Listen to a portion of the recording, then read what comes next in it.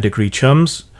I've got shit to do today, but I guess this topic is important to a lot of you, so I will again skip my day off from YouTube. I generally take Tuesdays and Sundays off, and let's get into it. So, a consultation company called Sweet Baby Inc. has been all over the gamer-oriented social media lately. And I believe they've consulted for Wizards of the Coast in the past. So it's actually something that is somewhat relevant to the core of this channel. They're one of these companies. They call themselves a narrative development and consultation company. You know, they're the kind of people brought in to child-proof games for people who are mental infants rather than actual infants. They will sweep through your game or your material looking for anything that might possibly, with a strong tailwind and if you squint in just the right way, anything that might be construed as ist or phobic, so you can change it. And you will change it, won't you? This practice is like actively seeking out and hiring extortionists to demand money from you with menaces. You've got a nice army base there, Colonel. Yes? We wouldn't want anything to happen to it. This particular fuss all came to light after a Brazilian Steam curator began to curate a list of every single game that Sweet Baby Inc. had been involved in, so that you could vote with your wallet and avoid paying for anything that they'd been involved in vandalizing. So far, so fair, pretty much, you would think. Voting with your wallet, organised boycotts and protests, these are the exact same sort of tactics that the people behind Sweet Baby Inc. would endorse and support in different circumstances. However, as we all know, it's only fair when they do it. But, it's just a curated list of games by one user on Steam. That's tiny, that's minuscule, that's piddling. See? That was nothing. But that's how it always begins. Very small. Many of the people involved in Sweet Baby Inc. then proceeded to freak the fuck out, apparently never having heard of the Streisand effect, despite several of them having been involved on the wrong side during Gamergate as well, and that was like 99% Streisand effect. Needless to say, the curated list, as a result of their freakouts, is now well over 100,000 subscribers, and rising last I checked. And they continued to shriek on social media, which drew attention to their social media, and people dug up all kinds of racist and horrible things that they'd said during the past. They used their clout to try and demand that not just the curated list be taken down, but that the user be banned completely from Steam. So, they flexed their identity politics muscles, they flexed their corporate association muscles to try and silence them being outed. Isn't that rather unethical behaviour? Oh, is it? I'm afraid I'm a bit out of touch. Now, some people are calling this Gamergate 2 Electric Boogaloo, and, it was very nice of these horrible people to create a new scandal in time for the 10th anniversary. But is it? As the author of Inside Gamergate, people seem interested in my take and opinion on the whole affair. And all I can really say is... I told you. What did I tell you? Didn't I tell you? 'Cause I told you. And when did I tell you? A long time ago. And what did I say will happen when I told you? Exactly what just happened. This whole Sweet Baby Inc. thing, it's just an institutionalized and formalized version of that old grift, the Sarkeesian grift, the Zoe Quinn grift that was going on back then, and it encompasses many of the same cast, the usual suspects, the nefarious grifting characters that we all know. Veterans will recognize many of the names involved, and the practices and the practice, but it has been 10 years since Gamergate. I've been right all these years. And so this version of the grift is more polished, arguably more brazen, and it has inveigled its way into standard practice for a lot of companies, not just in games, but in pretty much any form of consumable media you care to mention. And it seems to be contributing to this same degree of abject failure everywhere. Sure, the comparisons to Gamergate can be made, but they're largely superficial. This is more corporate and less indie. This benefits and is hurt by a decade of DEI and fiscal bloat, the latter of which seems to be coming to an end. There's even another potentially disastrous Trump presidency on the horizon that they'll probably try to blame on gamers again. But no, I don't think this is really much like Gamergate. For one thing, as I said, we've had a decade of this shit, and people are tired. It's also more mainstream and has pissed off more normies. It's not something that just hardcore gamers are aware of anymore. Sweet Baby is more corporate, more money grubbing. It's got that meeting without coffee with HR sort of feel about it. Yeah, it doesn't have that poor woe is me, I'm just a bedroom feminist with a webcam narrative to fall back on. The accusations of isms and phobias don't carry the sting they once did because they've been massively overused. And, probably more importantly, this being late-stage capitalism, money is tight. These games are failing, these films are failing, these comics are failing, this music is failing.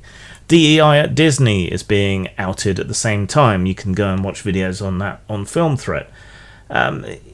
This shit hasn't been doing well for pretty much anybody. The same kinds of people that you'll find in Sweet Baby Inc. in comics, for example, are now on the back foot, and some are crying uncle and trying to sue for peace. The context today is very different to what it was in the beginning of Gamergate, the genesis of Gamergate, and yet the battleground is largely the same. I mean, this scandal has extortion, threats, censorship, hypocrisy, and corruption all over it, and the same was true for Gamergate.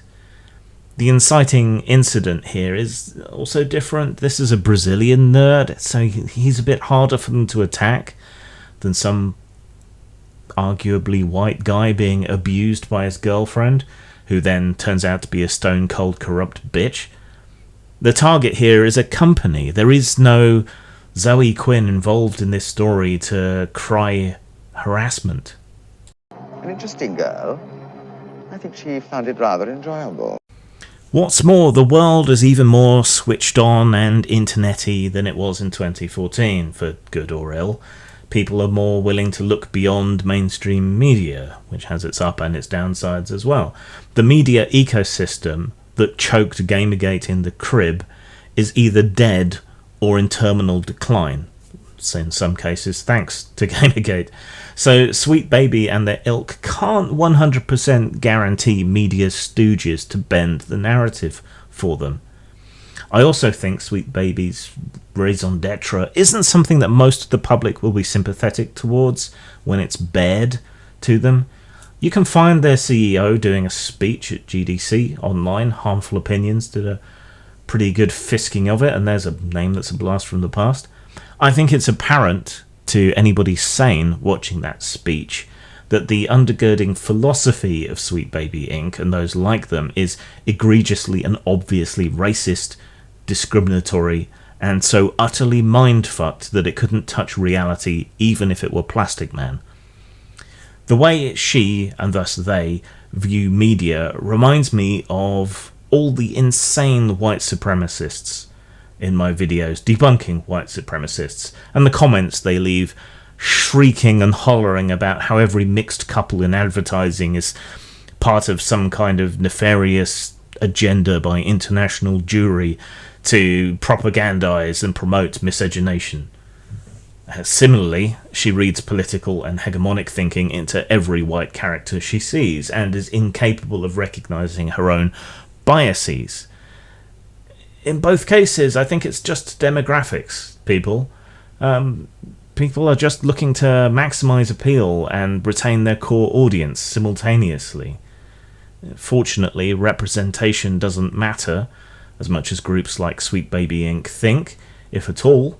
And that's actually a good thing for them, because if it did matter that much, then no games, films, or anything else would aim for anything outside the majority demographic, which ain't minorities, by definition. Send me on my way. Spare me the madness. I mean, you wouldn't hire the Klan to come in and watch, footage of your game or your film or whatever, and to point out signs of anti-white bias in it. You'd recognise the fact that that's complete bullshit, and it's not a very good idea. So why do it with these mirror universe Klansmen? It's never made any sense. This isn't Gamergate. There are common points between Gamergate and this scandal, potentially. I think people involved in this and outing this and this practice beyond Sweet Baby Inc., I think there's things they could learn from Gamergate veterans, such as have effective, erudite and well-versed spokesmen rather than staying an amorphous movement, be a bit more media savvy, be a bit more approachable, stick to the point, self-police strongly to keep the grifters and the trolls out as much as is humanly possible, and that's a Sisyphean task. Tighten the message on how racist, sexist and exclusionary, and thus hypocritical, these groups and companies and individuals are, how much fiscal damage and how much creative damage they're doing across the creative spectrum.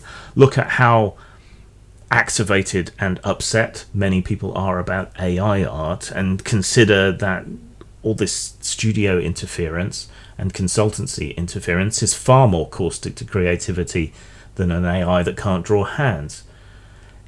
Embrace organic and meaningful diversity and differentiate it effectively from what people like this do, and point out how pointless and parasitical their relationship to these companies is, and how it goes against what the audience wants and desires, even the minority audience. The Latinx doesn't mean anything and insults a lot of speakers of Latin languages. Latin isn't much better. It sounds like something you use when you're suffering from Montezuma's revenge. It's not even for the people that they claim it's for. If you pay someone to find problems, they will find problems to justify the fee. And their ideology is just whack. You're all a lot of useless bloody loonies! Yes, that was it. That was the reason. Yes. So am I going to get involved in all of this again? If it blows up more, maybe. It's nice having people realise you were right and weren't necessarily the monster you were painted to be. So, this coming out, it's validation to an extent of the anti-censorship and anti-interference side of Gamergate. But as we saw with the article, The Worst People You've Never Met, the truth doesn't necessarily make a lot of difference to people. They're resistant to the truth. It makes you feel validated and justified, perhaps a bit. That's really all you can get from it. I keep hoping we'll see an end to all this nonsense, and maybe we finally are. But honestly, I'm just as scared and wary of the reactionary far-right backlash as I was of the pseudo-progressive grifter overreach that we've been suffering over the past decade. As far as I'm concerned, they're both a bunch of mindless jerks who'll be the first against the wall when the revolution comes. It's been called misogynistic, racist, a hate group, reactionary. It's been blamed for Trump, for keeping women out of games and technology. None of this is true. If you want the real story, then you need to buy Inside Gamergate.